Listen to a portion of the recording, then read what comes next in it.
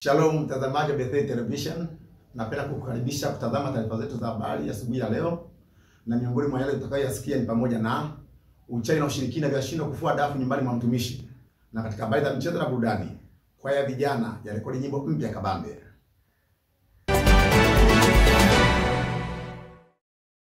Siku ya Jumatano asubuhi nyumbani kwa Mama Imani ambaye ni mkurugenzi wa maombi pale Bethel, kilikuta kitunguu kikiwa na sindano 12, hali iliyohusishwa na ushirikina pamoja na uchawi. Lakini uchawi huo ulishindwa kufanya kazi kutokana na nguvu ya maombi aliyonayo mama huyo. BTN Media ilifika nyumbani kwa mama huyo na kutuandalia taarifa ifuatayo. Mtazamaji wa BTN Media na msikilizaji wa BTN Media, hapa tumefika kwa mama yetu. Mama Imani ni mkurugenzi au ni mwenyekiti wa idara ya maombi katika kanisa la Bethel TAG hapa Kipunguni B. Tutamuomba atueleze kwa ufupi ilikuwaje mpaka akaona hicho kitunguu ambacho kinasadikiwa ni cha kishirikina. Mama, Bwana Yesu asifiwe. Amina. Utueleze kwa ufupi ilikuwaje mpaka kile kitunguu kakibaini kwamba kuna kitunguu sehemu fulani kimeletwa na kina sindano 12. Karibu mama. Namshukuru Mungu. Sawa. Ninachoshukuru kugundua mimi, waliamka wengi, hata mume wangu aliamka akawa amejiandaa akaondoka kazini na mabinti walikuwa wameamka ndani, nilikuwa nimebaki mimi ambaye nilikuwa nimemalizia. Lakini katika wote walioamka hakuna aliyeona. Ila mimi nilivyoamka nikazunguka pale kwenye huu mti huu hapa mti umo ndani sasa, alafu kimefunikwa na ganda la hivi, kwa hiyo ilikuwa sio rahisi kuona. Mama, tungependa kujua au tungependa kufahamu kutoka kwako, unaliasa nini kanisa juu ya hili swali lilotokea? Maana hili ni swala la kishirikina sasa linaonekana. Naliasa kanisa tuwe na maombi, tukae katika maombi, tuishi katika maombi. Kanisa ametuasa tusimame katika maombi. Sina la ziada, mimi ni sauti ya baba mdogo wa BTN Media. Ya wiki hii ujenzi umeendelea kanisani Bethel, ambapo mafundi mbalimbali pamoja na waumini wasio mafundi wamejumuika pamoja katika kujenga kanisa la Bwana. Wapo ambao walikuwa na kazi zao binafsi za kuingizia pesa, lakini waliweza kuziacha na kuiba kazi ya Mungu kipaumbele. Tujiunge na mwandishi wetu MC Mwaisa ambaye alikuwa eneo la tukio kwa maelezo zaidi. Ni siku ya kuteka baraka, ni siku ya kuchukua baraka. Vijana kwa wanawake kwa wanaume wako hapa kuchukua baraka zao, na hakika kazi inaendelea kufanyika kuhakikisha jengo letu la ghorofa linaendelea kujengwa. Hakika ni kazi nzuri inafanyika, na kama unavyoona wazee wetu wa kanisa hawajatuacha jinsi tulivyo. Tumekula, tumekunywa na kazi inaendelea.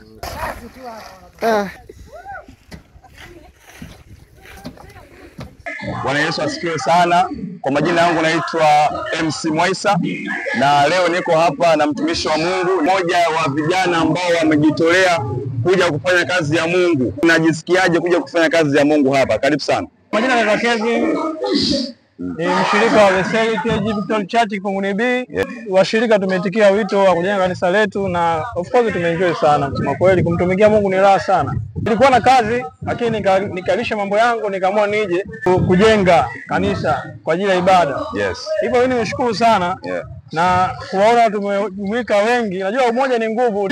Nikiripoti kutoka kanisa la Bethel Victory Church, mimi ni MC Mwaisa wa BTN Media. Na hapa kazi inaendelea. Mungu akubariki sana. Na sasa ni michezo na burudani. Tukianza na upande wa michezo, klabu ya Yanga maarufu Wananchi ilitoa ubingwa wa ngao ya jamii siku ya Jumanne ya tarehe 16 mwezi wa 9 mwaka 2025 baada ya kumpiga nyundo moja kichwani mtanao wa jadi Simba maarufu mnyama mkali. Tujiunge na ripota wetu sauti ya baba. Ilikuwa ni patashika nguo kuchanika katika dimba la Benjamin Mkapa pale miamba miwili ya Kariakoo, yani Simba na Yanga zilipochuana vikali kuwania ngao ya jamii. Katika mtanange huo Yanga walibuka mabingwa baada ya kuichabanga Simba goli 1-0. Goli hilo lilifungwa na mchezaji wao machachari Pacome Zouzoua, na hivyo Yanga kuendeleza ubabe mbele ya Simba mnyama mkali. Sauti ya baba mdogo BTN Media.